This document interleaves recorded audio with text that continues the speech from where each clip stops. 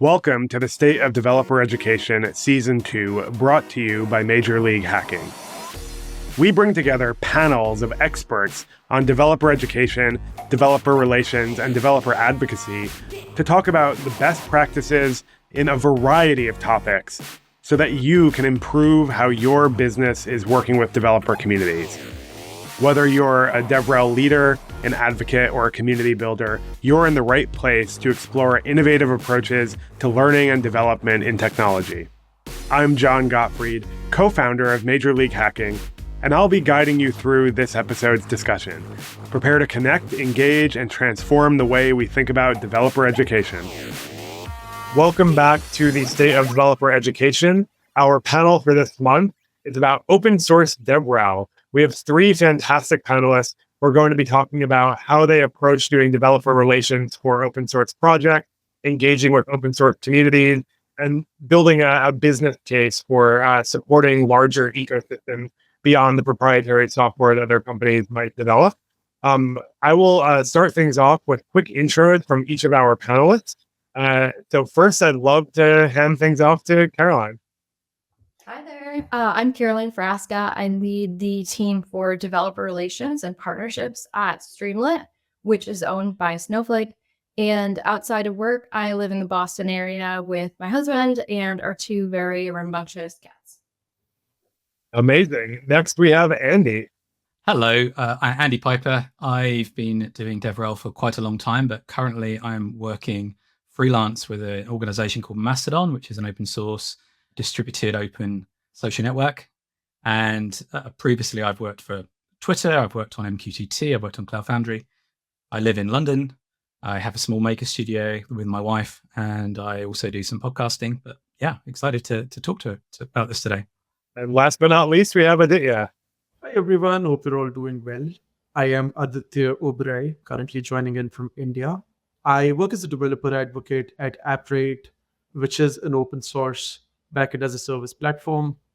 While this is my first job in tech and developer relations, I've been around here for almost 3 years now, and I was an active member of a number of tech communities and hackathon communities as a student for 2 to 3 years before that as well, having spent a lot of time in the Major League Hacking community as well. So I'm really, really excited to join this podcast today. Amazing. Well, I am really excited to hear from the three of you. Let's start off with a really broad question here. So I know all of you have worked in some capacity with both open and closed source platforms over the years, but all of you right now are focused on open source developer relations. Let's start with some of the key differences here between how a DevRel team might engage with their community in open source versus closed source. I'd love to hear from you first, Caroline, then we can pass it around the room. And for further questions, feel free to jump in and, contribute anything you have. Yeah, I think that's a great question. And to me, it really comes down to the fact that your developers, when your product is open source, their role is so much more complex than if your product is open source. So they're not really like just consumers of your product. They're also contributing to their product and they're building with the product. And that's not to say that when your product is open source, that there isn't engagement between the company and the users or the developers. But I think it's a higher level of engagement that you have when the product is open source. And it's also that engagement looks a lot different. Like I said, it's more complicated. There are definitely a lot of companies with closed source products that have a lot of engagement with their developers as well. But I think that engagement is so much more active when you have the relationship that you have to cultivate with people who are building the product and contributing back to that core product. And I think there's also things that you can kind of take from the closed source side as learnings too, and apply to the open source side as well. It's not just taking things from open source and applying to closed source. I think for me, because I came from more of a closed source background, one thing that, as cheesy as it might sound, like the customer always being right, that's not to say in every situation that all of the developers in your open source community are always right. But I always try to keep in mind like this focus on creating a positive experience for your developers and really trying to make that a good experience for everyone in the open source community. So to me, that's kind of the core of it. I find it really interesting. I've been thinking about this for the last couple of days, and I found what Caroline just said about coming from a kind of a more of a closed source, maybe commercial background. I guess I started off quite a long time ago learning to code myself and contributing to open source and doing some work commercially with my employer at the time, which was the UK Post Office a long time ago. But having come from the really sort of an open source mindset in the first place, I've always kind of tried to approach it as being an advocate for the community as much as being the company representative. I think for me, the big difference with open source is the level of communication you need to have and engagement you need to have with the community. For example, the code is happening in the open. So there's a lot less of a surprise when you make some kind of big announcement, typically. If people are watching the repos closely, then they know that some changes are coming. So there's a lot less surprises, often a lot less pizzazz and marketing opportunity to go do a big conference, as I've done in the past with some organizations, and then have to bring the community along with you afterwards once you've done this big product launch or this big release. I was also thinking about it in terms of kind of breadth, where a closed source platform or product or company might choose a much more specific and narrow focus, and then therefore not worry about the Rust community or the Java community, or whichever ones they decide strategic for them. And with open source, because everything is there, anybody arguably potentially can get involved if they want to. So I think that there's, certainly for me, where I'm currently working on Mastodon, there's a lot of interesting perspectives where different interests become involved. There's ironically a lot more politics involved in trying to manage and balance different communities and different project overlaps and participation. So I don't know whether I've just given you a hard set of differences, but I think there's some different perspectives perhaps from the ones that Caroline just shared, which I also agree with. I think it's actually particularly interesting because I was hearing some of your points, Andy, and I think the level of communication we have to maintain, the kind of transparency it enforces, is also why I've been enjoying supporting an open source product. I think, and this, when I say this, I don't intend to point towards any organization. This is meant purely as a value alignment for me personally, but I feel like the kind of transparency and visibility open source enables ensures a certain level of ethics as well, in terms of how we operate within our communities, how the team prioritizes development of the product. And I think the fact that these products are open source, the kind of criticism and feedback that enables, the kind of contributions that could potentially enable, on an overall level, does enable a much healthier experience, especially for a product like ours, which is a developer tool. So I think, of course, the kind of transparency we have could have demerits at times. It does add a lot of pressure, especially when we talk about tackling that kind of breadth, which can start with very small things, right? Like the kind of integrations folks in the community in our community might want to, the kind of SDKs we could support. It does increase pressure, but the kind of honesty it enables is something that I am really grateful for. I feel like the thing that all three of you touched on is this idea of engagement and communication transparency, right? Because when we're developing an open source product, people have opinions, right? And developers always have opinions because a big part of their work is trying to make the optimal decision to solve a particular problem. And it's really interesting hearing that is kind of the primary difference, right? Like when we're working on a closed source developer platform, obviously you're talking to customers, you're talking to developers, but the actual decision-making process is often happening behind closed doors. And in open source, that could be happening in a discussion on your code sharing site, right? Or even a forum or mailing list or whatever. I think we can kind of intuit a lot of the positive aspects of that. I'm curious, how do you balance the sort of corporate need with what the community is asking for or potentially even building themselves? At the end of the day, right, if it's a commercially run open source product, which I know that, you all have different levels of commercial sort of integration here, there are, ROI metrics and things like that we look for that developers may not necessarily be intimately familiar with or aware of or care about, right? So how do you balance those potentially complementary, potentially competing needs that the company versus the community? It's such an interesting question because it's a challenge that we've actually been tackling with very, very recently. So I think for us, the kind of approach and the kind of understanding that we've taken to this particular challenge is that the commercial managed solution that we develop, the reason it succeeds is because a lot of our developer audience, a lot of our developer community has really entered from the open source solution. If we start handicapping the open source solution, that will lead to a break of trust. And I think trust is particularly crucial for any such product.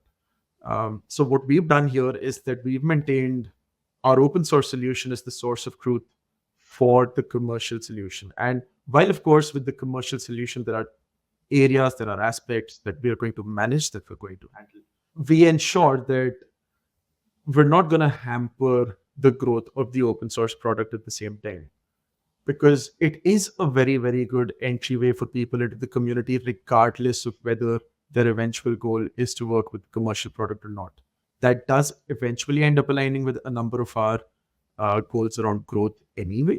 So the way we see it, if the open source solution continues winning, it's going to help the product and the company regardless. It's going to help make the product better. It's going to allow more feedback. It's going to allow more people to participate in the community. And even if people start off using the open source solution that we have for their own personal work, we have seen scenarios where they've transitioned to our commercial solution as well for larger projects or their partners and their customers. And I think overall that does create a win-win scenario for all of us. Yeah, I think ideally it is a win-win scenario, but I think it also falls to the DevRel team to kind of make that math work for your stakeholders internally, but then to also act as a liaison for the community to internal teams if your open source project is owned by a commercial company, which in the case of Streamlit, it's owned by Snowflake. So to me, that's really important that we are constantly talking to the community, listening to everything they're saying, trying to really quantify how many people are asking for different feature enhancements, how many people are upset about a specific bug, and really regularly synthesizing that feedback to our product teams, to our engineering teams, to leadership when it makes sense. And in terms of the product roadmap, I also think it's important for that to be, not to say that every single thing on your product roadmap has to be entirely driven by community demand, but with an open source product, I think most of it should really be coming from the community and be coming from things that the community are asking for. And we should be able to validate almost everything on that roadmap with the community. All of that said, though, obviously, you're always going to come into situations where there's some conflict between maybe there's something that the company just can't do that the community wants, or, there's some conflict. And I think in those scenarios, transparency is really going to get you pretty far.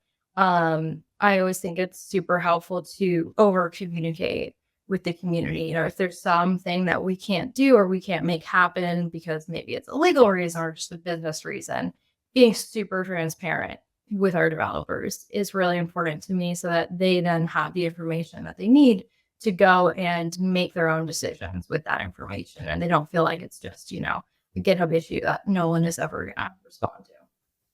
Are either of you able to share any examples or stories of how that occurred?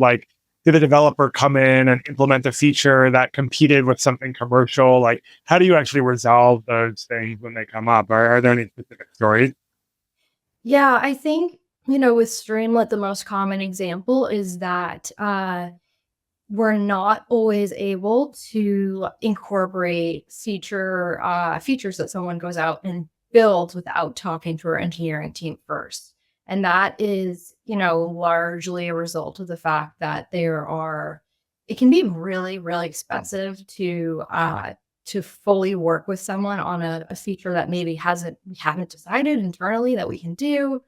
We haven't fully spec'd out. We haven't had our product team write a full spec for. So sometimes, I'm sure that's not unique to open source projects that are owned by a commercial company. company. I'm sure that also happens with other open source projects. But that is, that's really hard for the developer who then went out and built out this whole PR, and they're really proud of their work and they want to see it integrated into the library. And so I think it's really important to talk to that developer and not let that just be like a PR that someone opened and they never get a response and then they close it because they're like, well, you're never going to answer me. Like, that's a bad developer experience. I think that's kind of for us the most common example. The calculus of taking community PRs is just a little bit more complicated. There's more stakeholders involved. So really trying to make sure that we're over communicating with people is super important. I think what I've heard from both of you is also that it's a lot about expectation management. That goes in both directions. So I've always taken the role of developer advocate seriously as I am the advocate for the developer externally, and I am the advocate from the company to the developers. And you have to manage the expectations on both sides of that relationship. And I think that's the core of this balancing between the company or the owner of the project, in the case of Mastodon, rather than it being a commercial for-profit entity.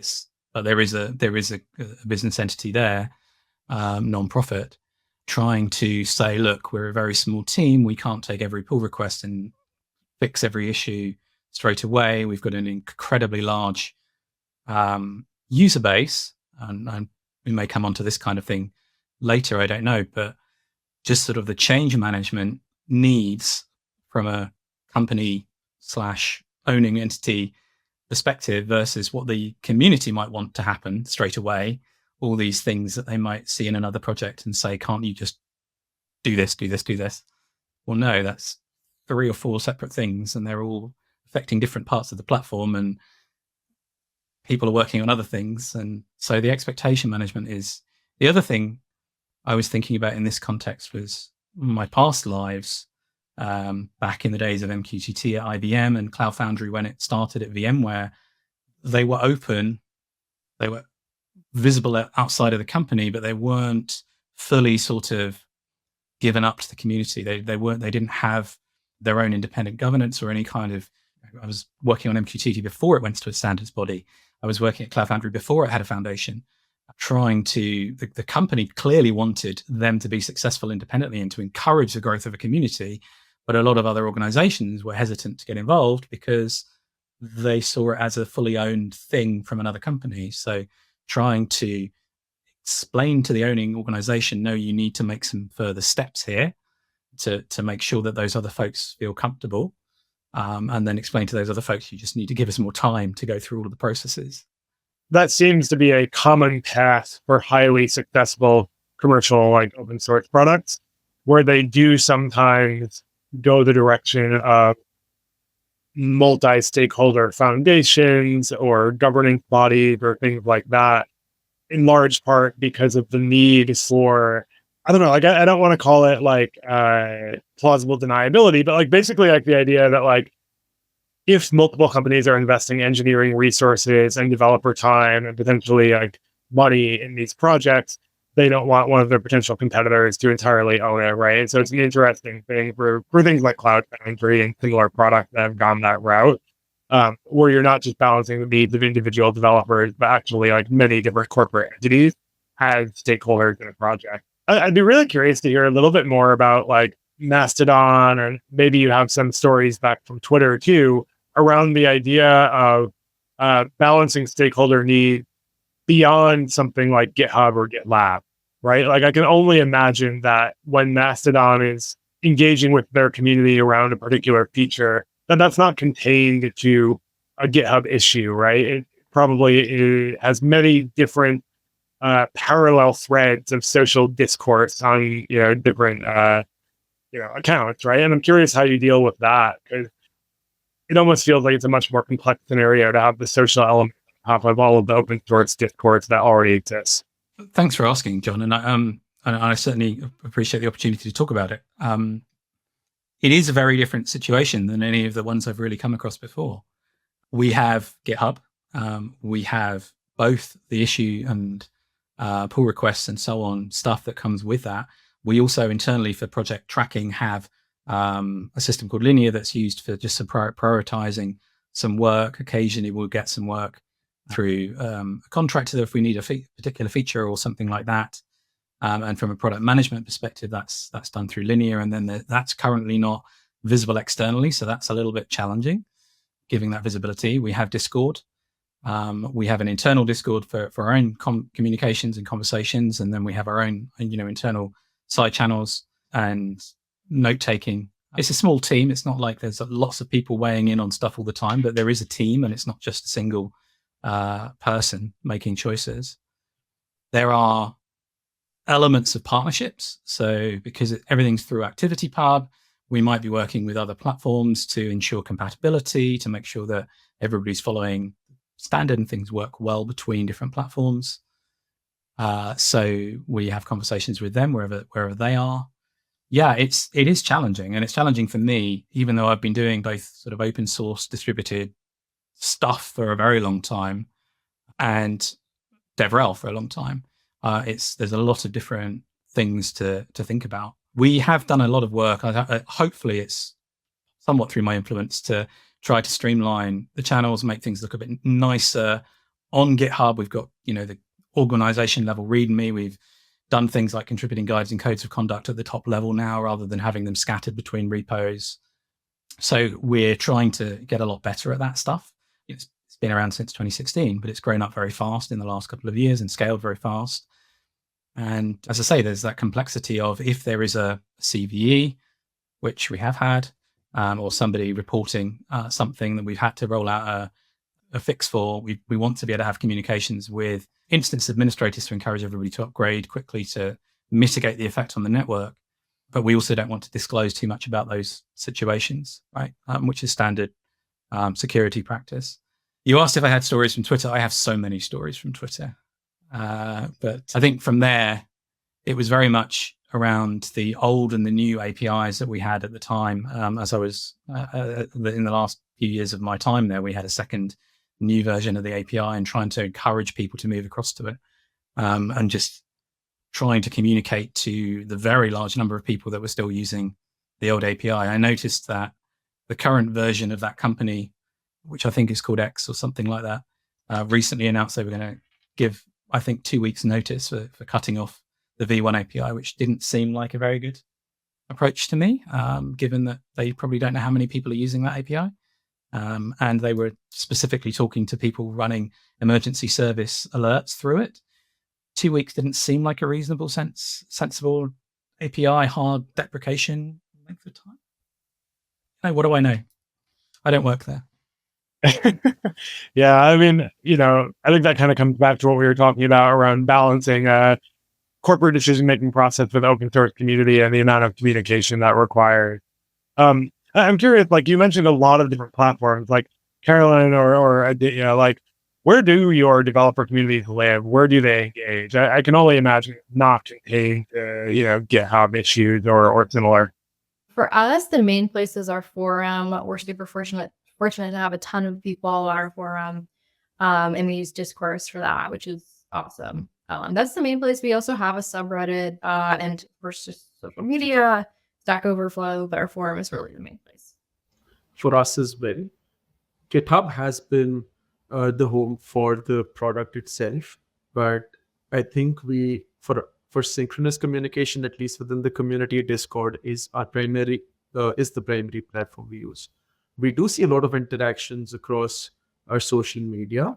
As of now, Twitter has been a big forum for us. Additionally, we do have a subreddit where we will see occasional discussions and questions. Stack Overflow tags have been helpful that way as well. But I think all of them eventually end up coming back to Discord, because Discord's the place where the rest of the community interacts, and for B, it's one spot where we've ensured that our engineering team and our developer relations team stay highly active. How do you all facilitate that relationship between an internal engineering team and an external developer community? Like, I feel like most engineers working at companies don't have customer service as part of their job description. That's actually really interesting, because I think for us, we actually moved to a separate internal Discord from the community server. I think for the longest time, at least in the beginning, We just had separate channels on the community server. And I think I have to give a lot of credit to my founder for that, because for him, Appwrite was a one-person project when he started off. It was his little baby. And so because he recognized how important it would be to constantly remain in touch with the community, it's a culture we've seen inculcated from the very top. In fact, even now, a majority of the engineers we have at Appwrite were actually contributors or builders within the community. And so we never had to inculcate a culture where engineers have to leave their tasks or their internal Discord to interact with the community. It's really gone the other way for us. That being said, of course, as the community has grown, it does become more and more difficult for people to take ownership for that. And for that matter, we have effectively set a system of ownership there where there are going to be a few members from DevRel who are particularly focused on activities within the Discord server. There are a few members from engineering who are particularly focused on that. And other than that, we do see people from the team otherwise as well continuously join and interact based on specific discussions and interactions. We're fortunate that way. I think it's been by sheer luck that we've not had to enforce or educate about that. It's just we all recognize the value that the community brings, and because we're all still so close in our interactions and our operations with the community, whether that is in GitHub, where we constantly see feedback and discussions from contributors and developers. So it's been fairly comfortable for us to ensure everyone's really in touch with the community. For us, I would say that GitHub is the main place that our engineering and product teams talk to the community. You're really just trying to reproduce bugs that people are reporting or have conversations about feature requests. But in terms of our forum, we do try to have DevRel and community teams really own that space a little bit more. And then if something needs to be escalated to engineering, if we're noticing the same issue over and over again that we're able to reproduce and seems like a bug with a recent release, then that gets escalated to engineering and we pull someone in. But I think it's really important also to preserve engineering time and kind of insulate engineering a little bit so that they can actually build the feature requests that people are asking us for.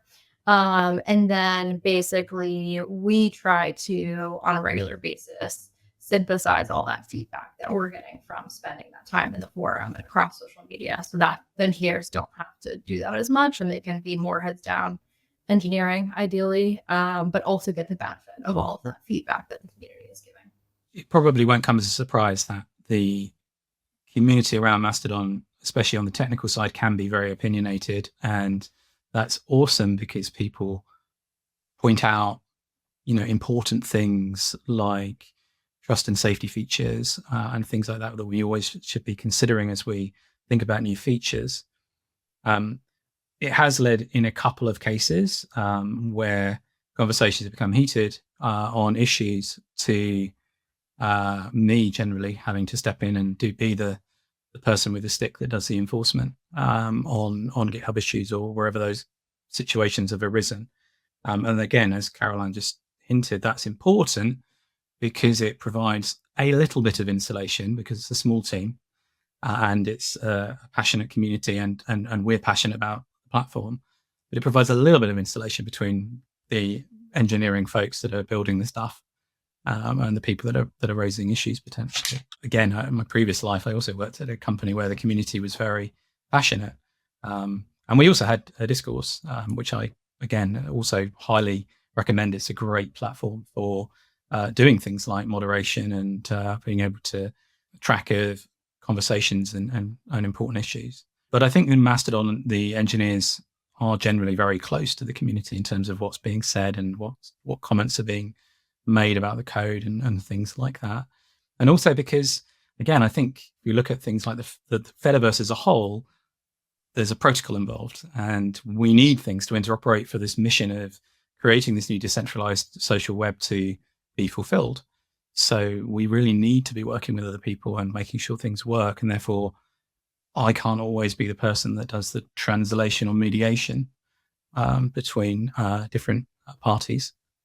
It reminds me of when I first joined Twilio, which now is a very long time ago. And so I have no idea if they still do this, but everyone in the company had to do support shifts. So they had a customer support team, but engineers, DevRel, I think occasionally even sales, like did customer support tickets in Zendesk.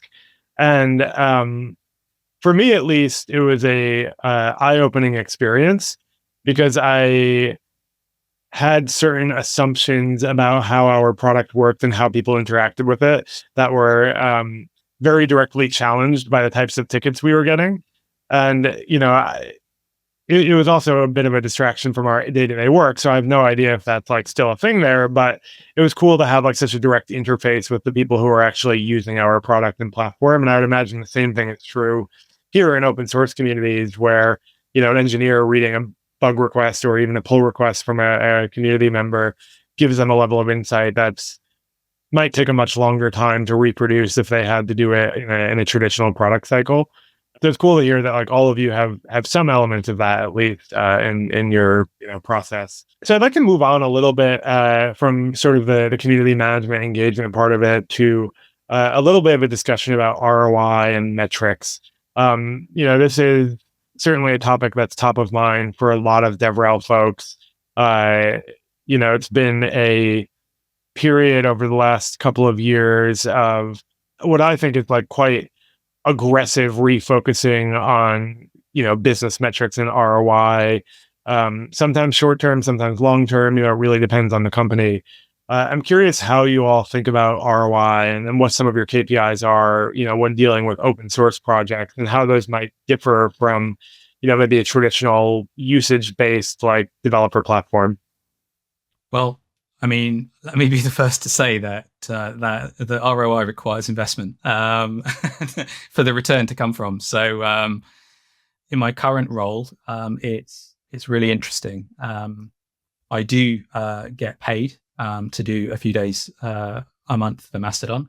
No, it's not like the kind of situation I was in full-time employment previously by any means. And how do you quantify what I'm doing? How do you quantify what I add to the team? I'm not Eugene, who's the leader of the organization. I don't know how he's looking at it. I think obviously a lot of open source projects that are not corporate funded or sponsored don't have specific investment. They may be funded by volunteers and by donations, as we are. For me, I'm trying. It's very different to where I've come from. Again, it's really interesting because I'm learning and doing different things, but it's extremely different to the kind of situations I've been in the past. We've either been in an economic downturn or there's been an organizational change and everybody's been having to justify their existence. And as you rightly point out, John, and I think we all know, that has been a strong focus of the economy and the world for the last few years. I have continued to try to focus a lot on a specific thing, which is our API, to try to build use cases to grow awareness of our platform, to get people to use Mastodon and grow the Fediverse.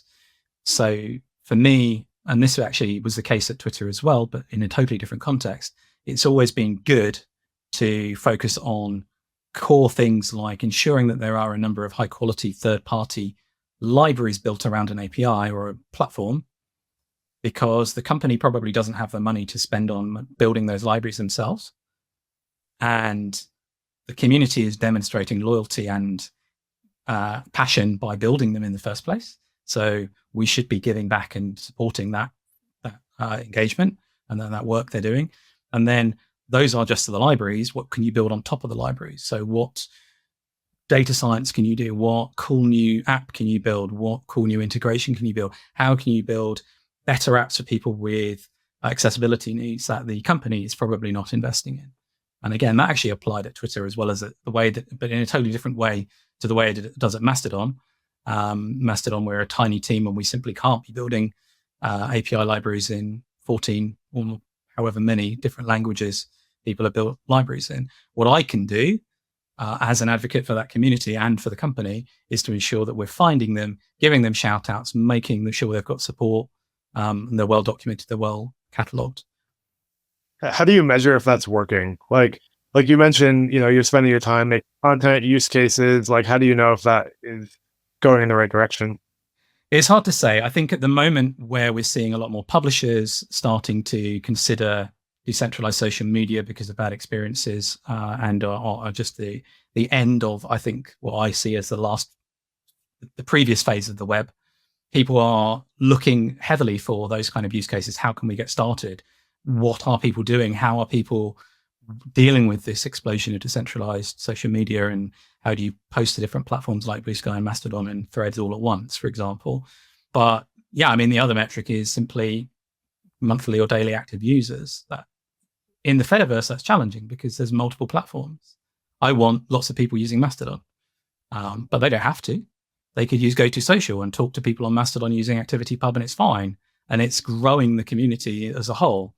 So it's a difficult thing. And unfortunately, I'm not being asked at the moment to report metrics of that kind or demonstrate those kind of things. But I totally understand that that's a situation that others will be in. It's always an interesting problem, when we look at ROI that way. And I'm actually really glad to hear more of your thoughts on that, Andy. I think they were particularly insightful here as well. For us at Appwrite, at least, when we look at goals, and we're really getting to the ROI discussion now, a lot more considering that we've started generating revenue now. We're still very early in our journey on that front. But I think for us, when we look at our goals and our KPIs and so on, we've always treated them as processes, challenges. Right? Like, for example, if we talk about DevRel goals around that either assist aspects of dev experience, or we talk about DevRel goals that help assist growth. I think for the most part, why, of course, yes, we do seek numbers and we seek growth, and we've put a lot of emphasis on metricizing wherever we can. Failures are treated as processes failures first. And I think the push on ROI might feel sudden at times for a lot of DevRel professionals, at least based on some of my conversations with folks around my local community, has also been that a lot of them saw this enforcement a lot more recently, whereas for a team like ours, where we try to ensure that even if ROI is a consideration we're looking at now, but the fact that we were observing goals and we were observing metrics in the first place, it was much easier to keep in line and develop processes accordingly from the first moment itself. I think for that matter, it's a good thing that we have a push on metricization now. And the reason I say so is because I think metricization has added a lot more legitimacy to the impact of the work. Of course, with that said, we do need to understand what kind of goals and metrics we need to track. And that can vary a lot based on the kind of product it is, even within open source products, right? Like, for example, for some kinds of tools, like ours, we'd maybe look a little more at how, the kind of downloads we might be seeing across SDKs on NPM or NuGet or pub.dev. We'd also be looking at GitHub stars maybe as a metric, but there could be some kinds of products where you're not going to consider SDK downloads as the primary metric as compared to maybe Docker pulls. And so there, of course, is variance around that. I think that goes down to how goals are being set in the first place, rather than looking at the kind of task you're doing and turning that into a metric. I think that's not going to be the best way to go about things anyway, because it's goals that have got to define tasks. We do see this problem as well, right? But we're seeing metrics put to specific tasks, like, for example, the number of teams that are tracking blog views. But it comes down to whether you understand what those views are standing for, what impact that means. And so I think, yeah, for us at least, we look at goals first. It's only then do we have the metrics conversation, but we make sure that metrics are something we define and understand from the get-go. Yeah, I mean, there's this famous quote, right? What gets measured gets managed, right? And, I think the flip side of that is what gets measured gets managed even when it's not entirely clear that what you're measuring is resulting in anything, right? And so the idea of tracking things that are often called vanity metrics, right, becomes a big part of that. But, in a field like DevRel, it has always seemed to me that a lot of the most valuable work that happens is not easily quantifiable. And, shoehorning certain activities into a particular set of metrics can sometimes be counterproductive to those activities. So it's like, I agree with you that like measurement is good in terms of legitimizing and probably, justifying the work of DevRel and organization. But the risk to that can sometimes be you lose some of the like je ne sais quoi of like what makes a good developer experience. And I know based on the sort of direction you shared with us, John, that this is leaping ahead a little bit. But that vanity metric or that transactional metric that we're looking to track, what happens when you apply AI to that problem? For example, a good friend of mine said not too long ago, look, my company's looked at the number of support questions that are getting answered by our AI support bot and said that it's covering 80% of the problems. Therefore, we can cut 80% of DevRel or support or community or whatever, right? It's that je ne sais quoi, though. Right? It's those, well, they've asked a transactional question, got an answer, gone away because an LLM has got a load of answers in its knowledge base that have fed them back the answer. They haven't maintained a connection with the community. They haven't built relationships. They've got the answer and gone away again. They haven't continued to grow a relationship with the company. They haven't been looked after or helped by somebody human in a team at the company who's become an advocate for them, continued to understand what their use case is, to continue to be able to feedback actively to the management and the product leadership about what the difficulties are. So I think that whole unquantifiableness of a DevRel, which has always been a thing, and I've always struggled with answering the ROI questions because I work with people and people are squidgy and messy, and it's very difficult to manage those things. Of course, also, we see, I've seen, I don't know about the rest of you, but I've seen increasing amounts of engagement metrics on things like GitHub, stars, and what have you. What value is there in that? How much does a view of a post on X, in particular X, because I have an issue with that platform, but on any of those platforms, what is that really telling you from a marketing perspective or from a developer satisfaction perspective, just because a post has gone viral on a platform or has seemingly got lots of clicks, which may have been farmed from somewhere? So the human element of all of this, the actual people doing the on the ground relationship part of DevRel is crucial, I think. Just from what Aditya was saying then, it just really came out at me as a part of the thought process. I think GitHub stars is an interesting one, and I'd be curious to hear everyone's thoughts on GitHub stars. I think that is one that you can kind of argue, like, does it have some value? Sure, I guess if you're just like wandering around GitHub and you see a project that's got 100,000 stars, you're like, okay, there's some legitimacy there. But other than being kind of an indicator of legitimacy, does it really do anything for you? I don't know. What do y'all think? I mean, I use it. I know how I use it as a developer. And I love the lists feature that you have in stars on desktop only, which is infuriating, on the desktop web only, that you can access the lists feature and put things into categories, because it helps me to organize stuff that I've looked at in the past or need to go back to. Like a public bookmark system? Exactly. Yeah. So it's very much like I mean, if you think about where stars started on Flickr, which 2005 or something like that.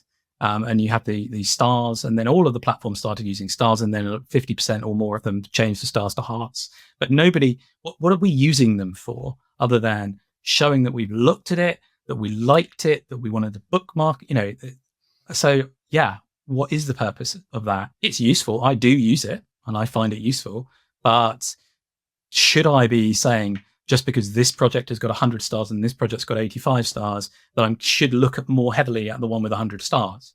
Well, if I'm a Python developer, and that's got 100 stars. And then there's a Java project over here with 85 stars. You see, it's very difficult to. I'm not saying we shouldn't pay attention, but I think it's very easy to game, and we can easily take the wrong message from that. Is there some kind of signaling to it though? Like the use case you described, where you're using stars as a way to bookmark and create lists, I assume, of things that you find interesting or potentially useful. Is there actually some kind of signal there of a developer's intention to use this thing in the future? Like, is there a correlation there? I mean, for me, it's things I want to go back to when I finally get around to my weekend side project of hacking on some small gadget that I've just bought, and I've gone and searched for every GitHub project that looks interesting that I might want to learn from. So yes, there is signal, but I would caution that my view is that it's not just a number of stars. And the other thing is, I don't think you can see those lists anywhere outside of that one instance, which is the logged in web view on desktop for a user.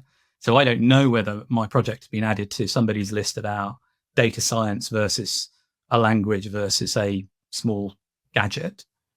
It could be a list that's called "This Looks Crap," which I don't have, by the way. But I do have, for example, I have a list of awesome lists that I might want to go back to for different projects. So I want to follow the thread that you started going down around AI here, because I do think that it is the thing that's top of mind, right? And at this point, I've had a lot of conversations with DevRel folks about how they expect it to change their work, right? Whether it's having AI answer support inquiries or help you navigate your docs, or potentially being a diversion from your actual docs and content pages, right? If someone's in ChatGPT asking questions, do they ever end up on your site? How do you, know what they're doing? I'm curious to kind of hear a little bit around how you all are seeing AI and all of these tools impact open source projects particularly. And I know there's been some discussion of, indexing projects and using that for code generation. And maybe that's part of it, but I'm particularly curious, how it's shaping the developer experience of these open source platforms that are, indexable, right? Like, you can't necessarily index a closed source code base and answer the same kind of questions about them.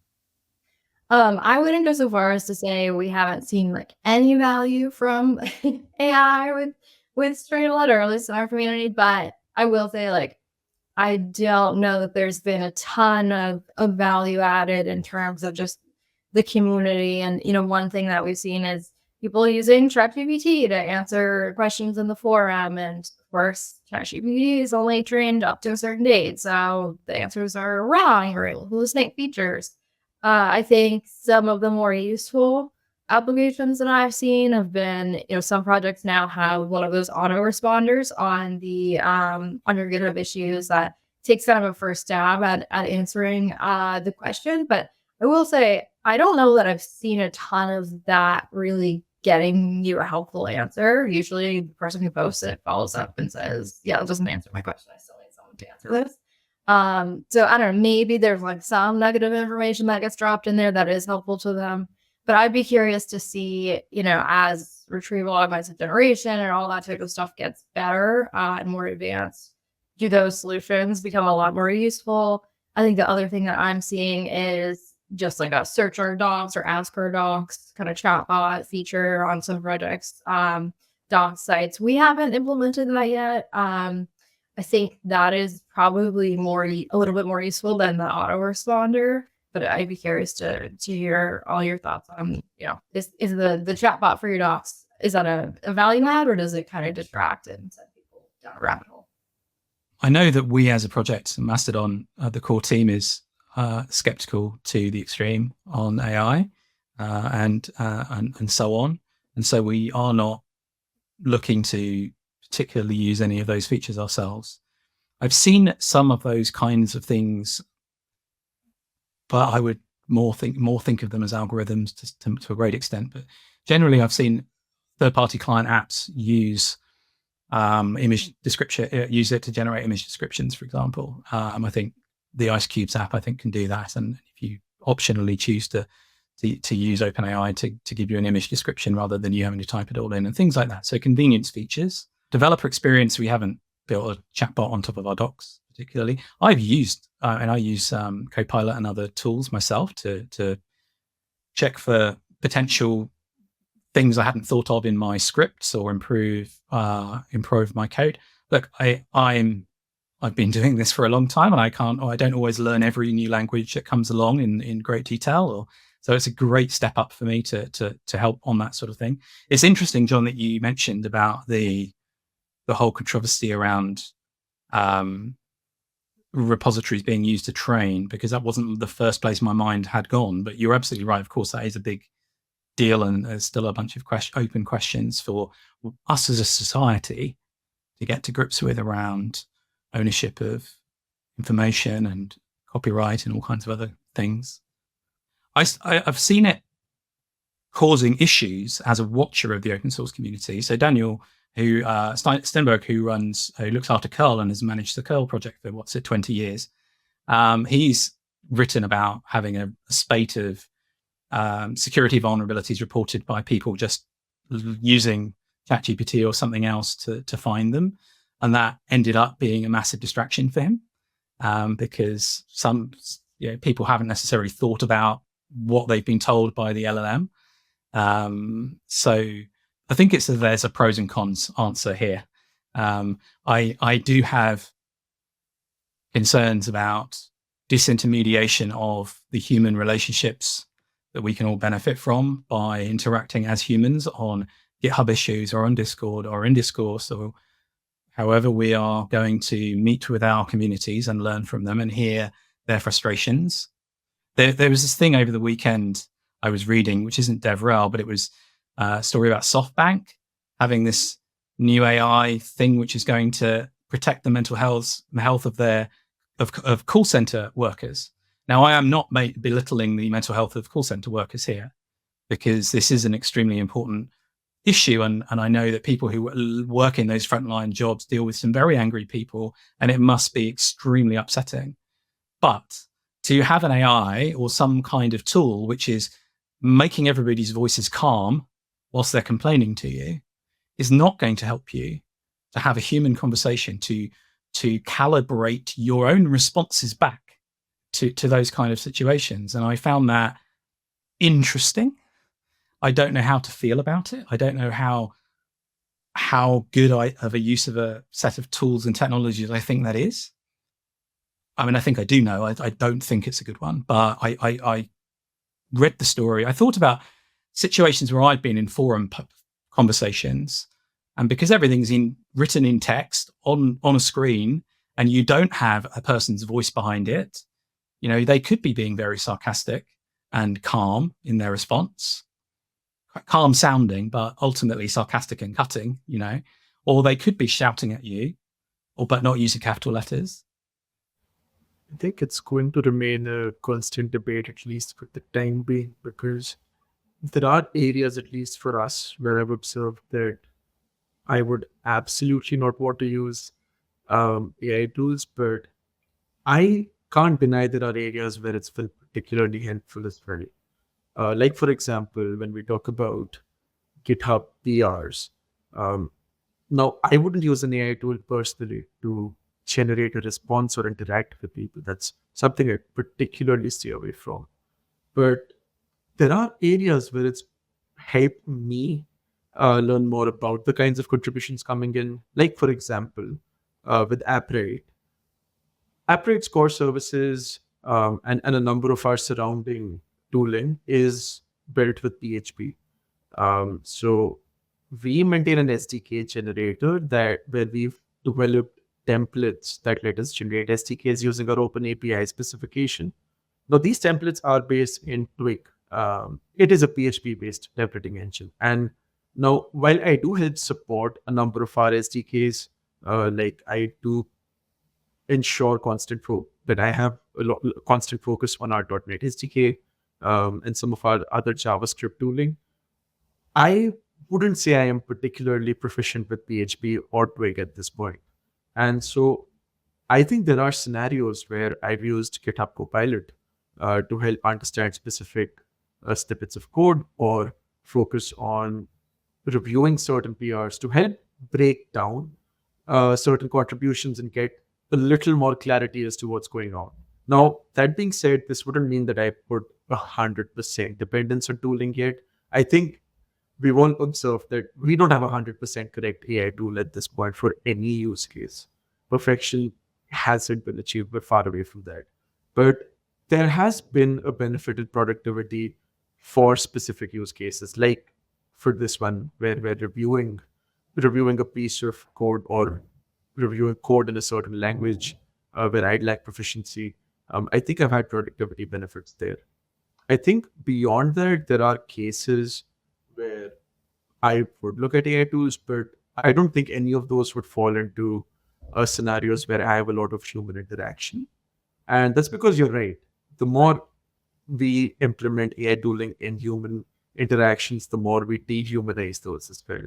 I think this led to a massive fiasco in the Indian tech community and the startup community a while back, where certain online store, SaaS platform, effectively removed their entire customer support team and replaced it with an AI chatbot. And I think there was a rather questionable impact as to whether it actually helped customers, because we still have a challenge with AI hallucination, but it also, I think, brings up the question around certain vocations and how we see those sustaining, growing, or dying out in the near future. And so I think we're not yet there where we can entirely implement AI based workflows where we can just we can entirely remove the human aspect of DevRel out of it. But at least in the non-human scenarios, it's worth a look. And of course, at that point, it is a matter of preference to each their own. But I wouldn't hide away from it either. That was a fascinating discussion. Thank you all. The point I'd like to end on here is, can each of you share one takeaway that you think a commercial DevRel team can learn from the more open source focused work that each of you is doing? I think my takeaway is really transparency and valuing user feedback. That's obviously something that some closed source products do value already. I've worked at companies where they had, like a product forward or something where they put feature requests, and it was kind of similar to GitHub issues, and that was super effective for customers to feel really heard and also to kind of quantify user feedback. But to me, those are the real takeaways from open source, of just being super transparent, over communicative, and valuing that user feedback. 101%. When I was at Twitter, I always tried to, at least privately, have very open conversations with folks in the community that I probably couldn't have had, frankly, in a public forum for lots of reasons. But I just tried to be as transparent as I could possibly be, up to the limit of what was allowed, because it builds that trust, because it builds that empathy. And again, I said at the beginning of the discussion today that I came in throughout all of this career stuff from an open source kind of mindset of putting stuff out there, taking feedback, listening to people. I've definitely not always been as empathetic and patient as I could be throughout my long time in DevRel. But I think that really fundamentally that communication and that transparency that Caroline just led with is absolutely the thing that you should, if you can, as a corporation, take away from this whole engagement. I agree with both these. I do relate a lot with the perspective around transparency. And I think in open source, at least, we in developer relations tend to be in a particularly special position as to how we translate this work between both our teams and, of course, the community.